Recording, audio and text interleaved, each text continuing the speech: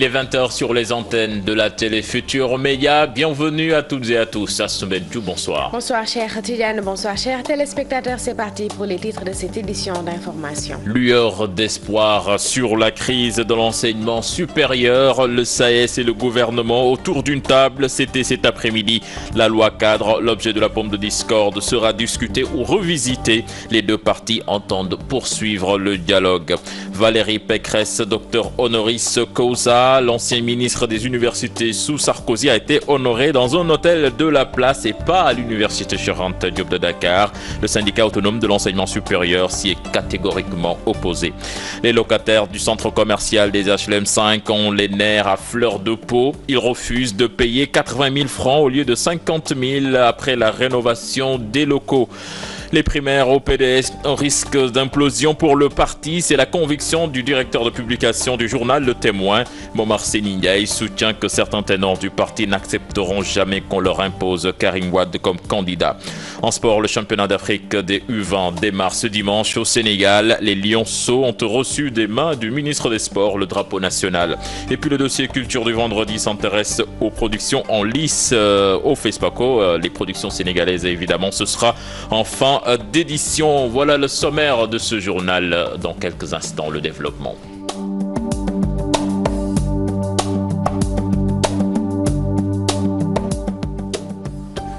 Bienvenue à toutes et à tous vers un dénouement de la crise universitaire, une lueur d'espoir donc pour cette crise pour les étudiants de l'université Cheikh Anta Diop de Dakar. Cet après-midi, le SAES et le gouvernement se sont réunis autour d'une table pour discuter de cette loi cadre principale pomme de discorde. Les deux parties donc entendent poursuivre le dialogue. Nous y reviendrons certainement. Nous restons avec le SAES. Valérie Pécresse, docteur honoris causa, mais c'est dans un hôtel de la place Assoumane Diouf que l'ancien ministre des universités sous Sarkozy a été honoré. Cher Tidiane, pour le SAES, pas question de célébrer Valérie Pécresse dans l'enceinte de l'université, vu le rôle qu'elle a joué dans la gestion de l'enseignement supérieur sous le régime de Nicolas Sarkozy. Pour le SAES, c'était un code d'honneur à défendre et ils ont obtenu gain de cause. Fat Bintou Conté. Valérie Pécresse, ancien ministre de l'enseignement supérieur de la France, docteur honoris causa de l'université Cheikh Anta Diop de Dakar, le SAES, syndicat autonome de l'enseignement supérieur dans tous ses états. Les autorités universitaires avaient décidé d'élever l'ancienne ministre française des universités, Valérie Pécresse, au grade de docteur honoris causa de l'université Cheikh Anta Diop de Dakar. Pour nous, c'est une insulte, puisque tout le monde connaît Valérie Pécresse, la manière dont elle s'était illustrée en France quand elle était à la tête de l'enseignement supérieur du temps de Nicolas Sarkozy. Elle devait être honorée dans l'amphithéâtre de Lucas II. La cérémonie a fini par avoir lieu dans un hôtel de la place. Les camarades de Yankoba Seydi crient victoire. Notre victoire a été symbolisée par le fait que la cérémonie a été délocalisée et malheureusement ils ont choisi un lieu encore plus ignoble puisqu'ils ont choisi l'hôtel Terroubi. L'hôtel Terroubi, c'est là que les colons français avaient choisi pour tirer, ou disons pour exécuter nos ancêtres. La privatisation de l'université, le SAES s'y oppose un niet catégorique. Les enseignants du supérieur comptent barrer la route à Mary Teuw Niane et ses réformes. Si les autorités veulent privatiser l'université, il faut qu'elles aient le courage de dire au peuple, nous voulons privatiser l'université. Nous n'avons pas de problème pour cela. Mais elles ne peuvent pas se cacher derrière des réformes imposées pour chercher à privatiser l'enseignement. De toutes les façons, le SAES, syndicat autonome de l'enseignement supérieur, a pu, par tous les moyens, empêcher la cérémonie honorant Valérie Pécresse dans cette grande salle de Lucas II. Nous quittons le registre éducation, centre commercial HLM 5. Beaucoup de frustration chez les locataires de magasins après la réfection. Et la facture est salée à Assoumane Diouf puisque le coût de la location passe de 50 000 à 80 000 francs CFA, une somme qu'ils ne comptent pas du tout débourser. Ils interpellent le maire ou bien la mairie des HLM. Suivant ce reportage signé à Maïmouna Ndiaye et Tierno Laurent Mendy. Des cantines fermées, des locataires désespérés. Après 7 mois d'attente, ils ne peuvent plus accéder à leur lieu de travail. La cause, 30 000 francs de plus sur le loyer. Nous avons remarqué qu'il y a un groupe de courtiers qui veulent augmenter le coût de location des cantines, ce qui n'est pas normal, parce qu'ils nous proposent 80 000 francs et nous n'allons pas l'accepter. La réflexion est terminée, donc nous réclamons nos clés. Ces tailleurs, pour la plupart, disent avoir honoré les termes du contrat, mais le propriétaire persiste sur sa décision. Nous n'avons aucune facture ni d'arriéré, nous revendiquons donc nos droits. Les propriétaires sont injustes. Ils sont restés pendant 1 année sans payer de patente et la mairie a compris leur situation. Je ne comprends pas pourquoi ils veulent fatiguer les locataires.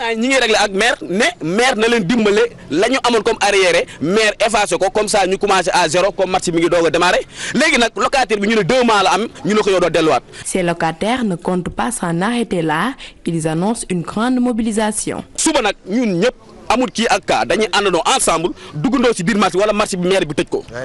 Mais merci. Le maire des HLM juge légitime les complaintes de ses locataires. Compréhensible pour Babacar Sadir Seck. Alors pour régler la situation, il a demandé aux nouveaux locataires de rendre les clés et convoquer le propriétaire pour trouver un consensus. Le maire des HLM que nous écoutons avec Maïmouna Ndiaye et Thierno Laurent Mendy. Si ce marché a été reconstruit, c'est grâce à ces locataires qui nous ont facilité la tâche, qui ont accepté de sortir, de laisser le travail. Ils avaient des commandes. Ils ont accepté de tout perdre et d'aller louer ailleurs. Certains étaient à même des trottoirs pour coudre. Maintenant que le marché est fini, nous exigeons qu'on leur retourne les cantines. Maintenant, le fait de spéculer, ça, ce n'est pas notre problème. Ce n'est pas la mairie, ce n'est pas la ville. Et nous sommes en phase avec ces jeunes-là. Vous avez pris des décisions? On a fait une circulaire qu'on a adressée à tous les commerçants pour dire que nous n'acceptons pas de spéculation, que les anciens locataires resteront dans ces cantines-là. Importation de l'oignon à Ndondol, Cheikh Tidiane, le gel fait plaisir. La Fédération des groupements paysans de Ndondol salue cette mesure. Elle invite le gouvernement à l'élargir là-dessus. Je vous propose d'écouter leur président, leur coordonnateur. Il s'appelle El Hadji Mbaïngom. Il est interrogé par Mohamed Diop et Samb. On accueille cette nouvelle avec joie. Parce que nous, on produit des centaines de tonnes d'oignons à la fédération. Et avant l'introduction, on est stocké, on attendait la hausse des prix parce qu'à l'époque, les prix étaient très bas, 100, 125. Mais avec l'introduction, le prix actuellement entre 300 et 350.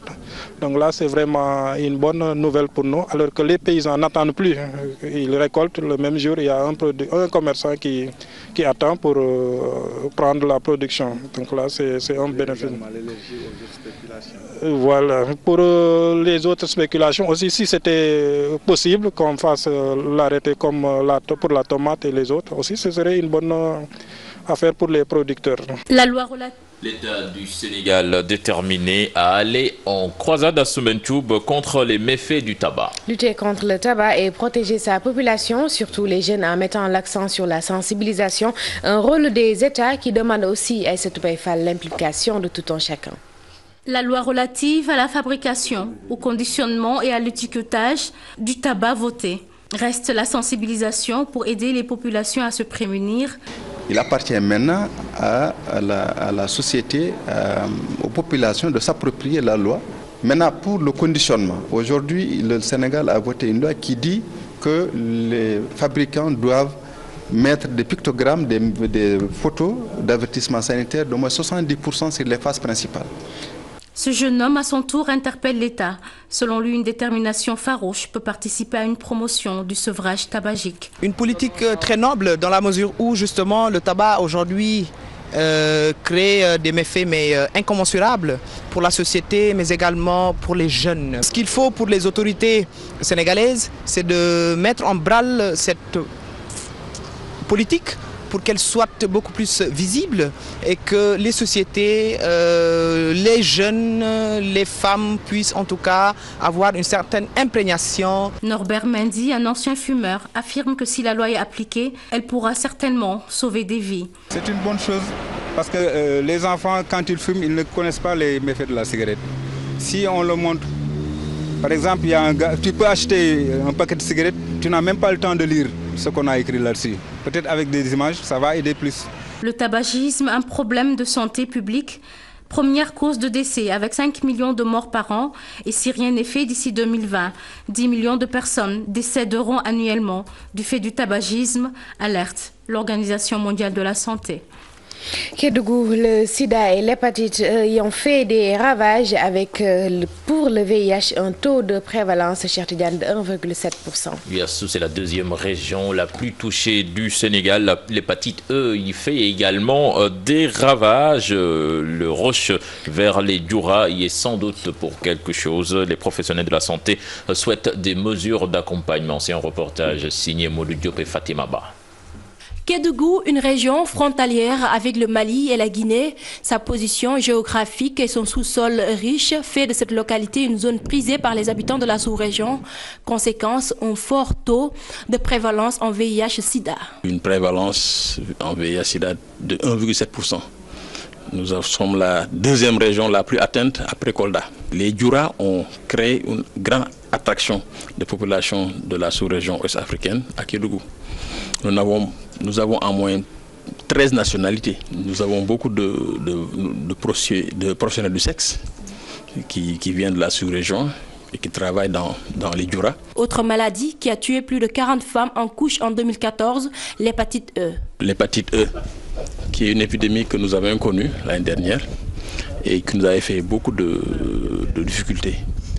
Nous avons perdu beaucoup de femmes enceintes et parturientes. La décision des autorités de réouvrir les sites d'orpaillage en ce début de mars, bien accueillie par les populations, mais pour les médecins, il faut des mesures d'accompagnement. La réouverture des Dioura nous préoccupe un peu par rapport à la situation, mais nous avons insisté sur le fait qu'il nous faut travailler d'abord à mettre en place quelques préalables au niveau des Dioura pour que les forages soient en état. Sénégalais, Maliens, Guinéens et Nigérians travaillent dans les Dioura, un melting pot qui nécessite beaucoup d'infrastructures pour le bien-être de tous.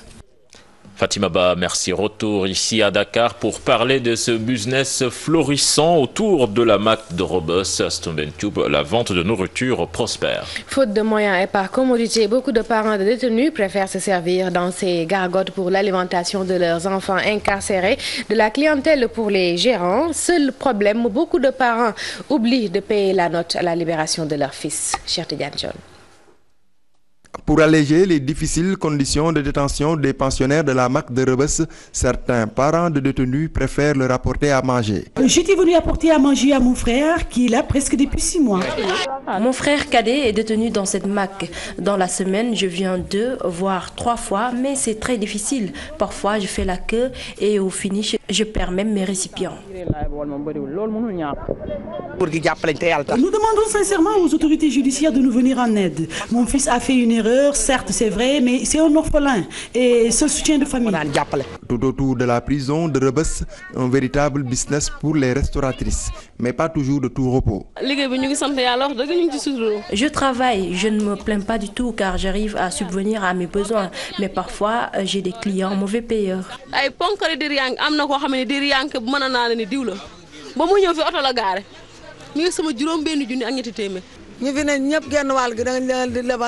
De sacrés coups, j'en subis parfois avec des clients qui refusent de me payer. Et quand leur parent détenu sort, ils ne prennent même pas la peine de m'aviser. De petites activités commerciales se développent aux alentours de la prison et les acteurs s'en frottent les mains.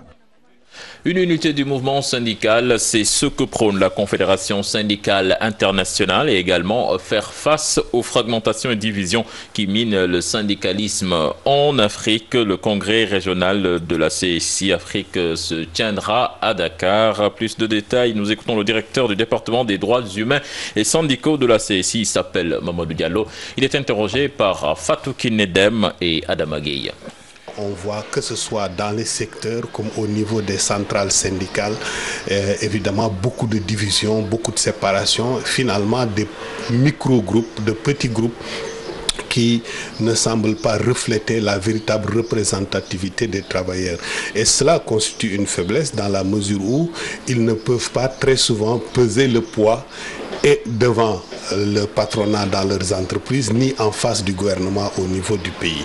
Donc nous allons analyser ces questions, nous essaierons de développer des stratégies pour aller vers une plus grande unité du mouvement syndical et qui permettra de renforcer le pouvoir des travailleurs et leur capacité de négociation. Si des accords sont signés avec les différentes parties sans être respectées ni appliquées, si aucune explication non plus n'est donnée aux différents protagonistes, il y a des difficultés.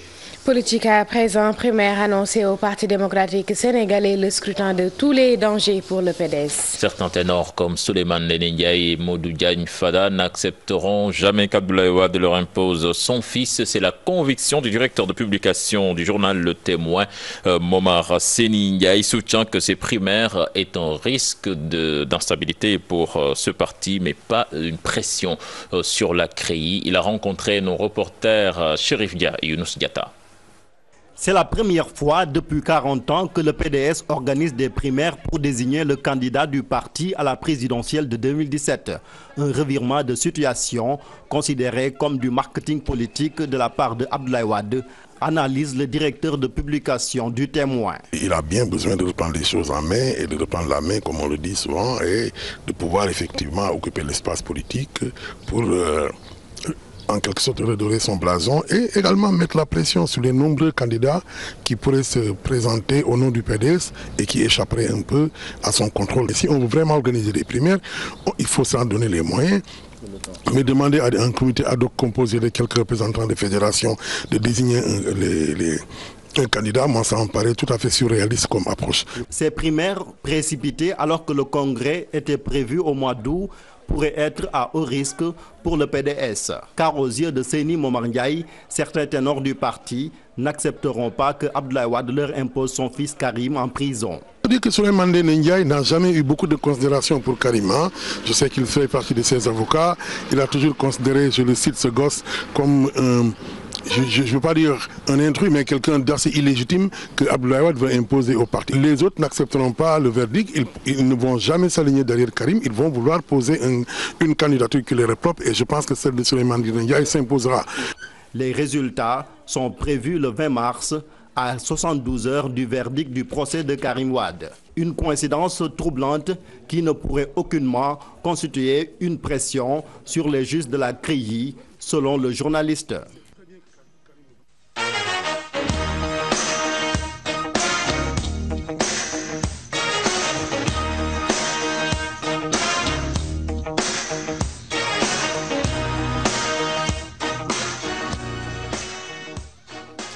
Aliou Cissé, le nouvel entraîneur du Sénégal, reçu par le ministre des Sports en audience après sa nomination. L'ancien capitaine de l'équipe nationale du Sénégal en 2002 prend la décision avec humilité et compte tout faire pour réussir sa mission. Ses propos résumés dans cet élément signé Pape Faraning. Le nouvel entraîneur de l'équipe nationale de football prend avec philosophie sa nomination à la tête de l'équipe nationale A.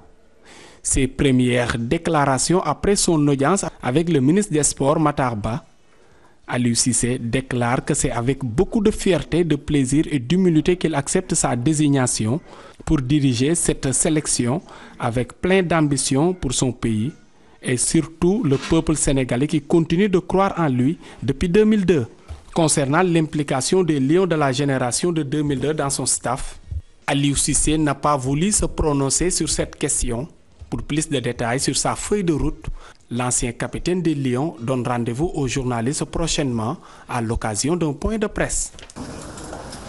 Nous restons avec le football. Le ministre des Sports a remis le drapeau national aux Lions de moins de 20 ans. Il demande aux joueurs d'honorer le drapeau lors de cette 30e édition. Le ministre n'a pas manqué aussi de rappeler aux jeunes qu'ils jouent et pour le peuple et pour la nation. Matar Ba invite les joueurs à faire preuve de courage et d'abnégation pour obtenir les qualifications à la prochaine Coupe du Monde Junior. Matar Ba au micro de Pafaraning. Ce drapeau, comme l'a toujours rappelé Monsieur le Président de la République, avec les termes inspirés, qui sont les siens symbolisent l'unité de la nation. Il est le condensé et le raccourci de nos valeurs morales et républicaines. Il traduit en particulier notre commun vouloir de vie commune en même temps qu'il fédère nos volontés et nos aspirations les plus profondes. Ce drapeau que j'ai l'honneur de vous remettre au nom de la nation et de Monsieur le Président de la République, je vous demande de l'honorer à la hauteur de sa double dimension éthique et symbolique, de le tenir haut et fort, haut et droit, et de vous rappeler à chaque instant, dans le cadre des compétitions qui vous opposent aux autres nations, que vous jouez pour le peuple et pour la nation tout entière.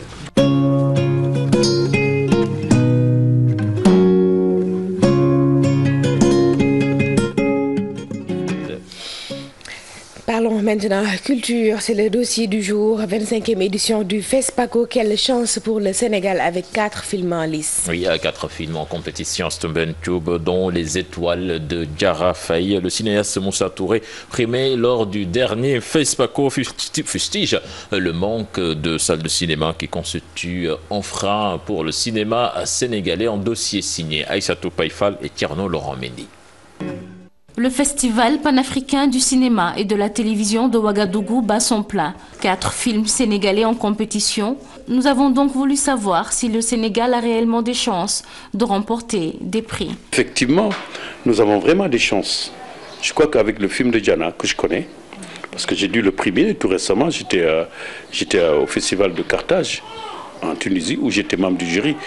Bon, je ne me suis pas trop battu pour que ce film et en prix, mais tout le monde l'aimait. C'est un beau film, mais assez complexe, hein, parce que vous savez, c'est toute l'Afrique qui se réunit. Les gens, ils y vont pour des prix, alors que c'est pas ça. Alors que Ouaga, on y va pour un public, parce que c'est le seul endroit où il y a un public africain qui voit nos films. Il faut se demander, est-ce que nos films vont être vraiment bien vus et bien acceptés par l'Afrique? Suite au prix obtenu au FESPACO 2013, le cinéma sénégalais a bénéficié de subventions. Mais se pose toujours la problématique des salles de cinéma. 1 milliard, moi je trouve que c'est peu. Déjà, parce que 1 milliard, c'est beaucoup pour... vous savez, quand on parle de... Bon, au fait, il y avait un règne où on parlait beaucoup de millions et de milliards, et depuis, dans la tête des gens, ça résonne des milliards. Mais 1 milliard, c'est peu pour le cinéma. Vous savez, bon, on va me dire que qu'un film ne doit pas coûter cher, un film africain. C'est pas vrai. Mais 1 milliard, on pouvait mettre quand même 12 milliards. Pour quelle raison on met 12 milliards dans un endroit et qu'on ne le mette pas ailleurs dans le cinéma? Relance qu'on devrait vraiment faire, c'est parce qu'il y a plein de gens qui ont fait des films qui n'ont jamais été vus. Nous avons des films africains qui n'ont jamais été vus en Afrique. Il nous faut des salles. Collé Diakhaté n'a aucune idée sur les films sénégalais en compétition. Son souhait, voir beaucoup de salles de cinéma réouvertes. Le problème, c'est que, en général, les films, nous, on ne les voit pas. Hein, donc, c'est-à-dire qu'on n'a plus de salles de cinéma. Il faudrait peut-être que des Sénégalais s'intéressent à la construction de cinéma, de salles de cinéma comme avant. Moi, dans ma jeunesse, je vous dis que tout ce qui était culture, disons les 80%, on les voyait au cinéma. 134 films africains en compétition lors de l'édition 2015 du FESPACO, pourvu que le Sénégal gagne, même s'il reste beaucoup de choses à faire dans le secteur cinématographique.